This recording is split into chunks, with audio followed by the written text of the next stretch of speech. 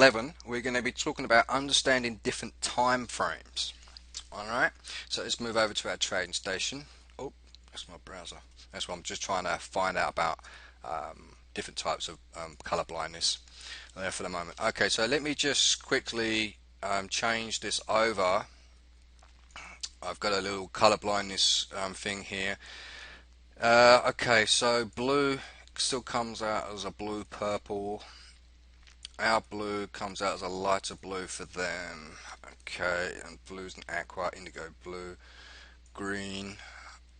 Okay, green is their blue, green is their brandy green, green is a dark green. Okay, what I would do, because blue comes out a different color, so I will actually do green as the blue. So let's go back, bar up, and let's use a green. Something that's, I believe forest green should be okay.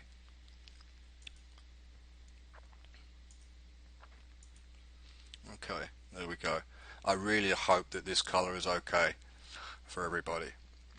Okay, alright, let's move on to the different time frames that we can use. Okay, right, there are several time frames that we can use to make some sense out of the market. Okay, we have the 1 minute, 5 minute, 15 minute, 30 minute, 1 hour, 4 hour, daily, weekly and monthly. Now, if you were to trade on like the 1 minute and 5 minute trades, these are basically guys that like to scalp. Alright, and scalping is essentially if you have a trade that is open and closed within a few minutes, or if you'd open and close a trade that only gained a maximum of like 5 or 6 pips. Again, it varies from broker to broker, so you really need to pay attention to their terms and service about scalping. They would tend to use the 1 minute and 5 minute time frame charts. The 15 minute all the way up to say the 4 hour time frame will be for guys that want to trade that particular day, don't want to leave their trades open longer for that period of that day. And then again, the 4 hour can also be used in conjunction for long term trades all the way up to the monthly.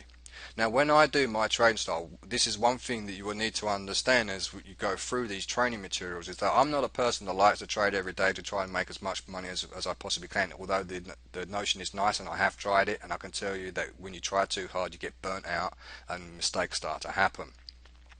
The best way to trade is to trade in a mindset where you don't have any kind of problems personally, whether it be financial, whether family or business related or whatever.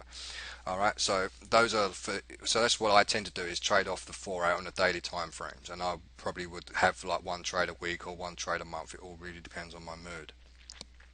But I will be teaching you strategies that you can use on a daily basis. You can open as more than one trade a day if you like. I will be giving you different variations, alright? But for the most part, we will be looking at like the 1 minute and 5 minute time frames to give you an understanding on how to do some trades pretty quickly with these two time frames. Alright, but what you would essentially, the main thing that you really need to know, the main thing that you really need to know is that for every if you're on the 5 minute time frame chart like we have here, we've got on the top left hand corner, it shows us a currency pair, then M5 is in there as well to let us know that we're on the 5 minute time frame. Okay, if we open up a secondary chart, we can now see down the bottom in the tabs, it shows you the time frame that you're actually on as well. Now, when each one of these bars represent 5 1 minute bars. Alright, here's your 15 minute bar chart.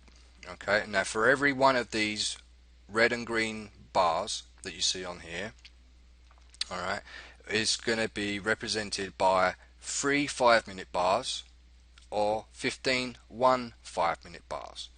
Okay, and likewise with the 30 minute time frame, one of those bars consists of 2 15 minute time frames, 6 5 minute time frames and 30 1 minute time frame bars, and so forth and so on and so on and so on. Now, what I've tried to explain to my students in the past to try and give them an understanding of why and how you should use different time frames to work with your analysis and what have you, is try to look at it from a point of view that, let's say like on a daily time frame. Let's just say that we're in an airplane, like in a 747 or something, so you're in your 40 or 30,000 feet, up in the air. So this is the bird's eye view that you're getting. Now this bird's eye view isn't really giving you that much data in real time, like as each second and each minute goes by. Okay, what does give you that kind of information, if we go back to the 1 minute time frame, we can now start seeing that these bars are appearing, they're developing every 1 minute. So there's always constant information being plotted on the charts. Therefore, we're getting constant feedback of what's going on at that particular moment and in that particular time.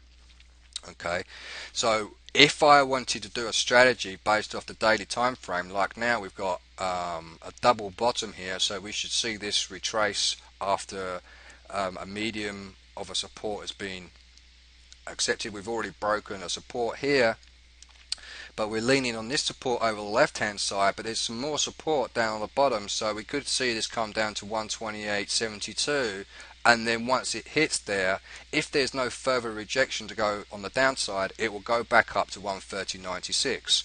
But if there is a rejection on this particular level, it will keep on coming down. Now I'm going to ask myself, right, okay, daily time frame, if I'm going to be working off the daily time frame, then you can expect a deficit of around about 150 to 200 pips over a course of 2 or 3 days, because you don't really see this activity going on the daily time frame. Alright, so when you're working off the daily time frames, you should really have a lot more patience and a lot more trust in your decision making. Alright, and let these trades run over a course of 3, 4, 5 days. Now if you're using a smaller time frame chart, like the 15-minute time frame chart, you can act more or less off these signals straight away. But again, you would need to really take a look of what's going on. Like here we have some candle patterns going on. Now let's just assume, for the time being, before we even get into the candlestick formations, that let's just assume that this particular candle formation here is the one that I wanted to go in on.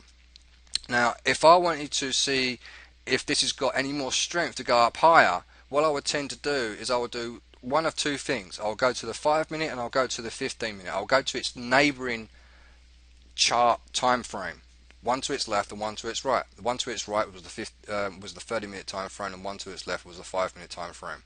All right, so now I'm seeing these some more candle formations down here, and I'm seeing there's some more patterns, like there's a hammer down here at the bottom. It's just been confirmed, so I probably might want to say to myself, I will go long on this one.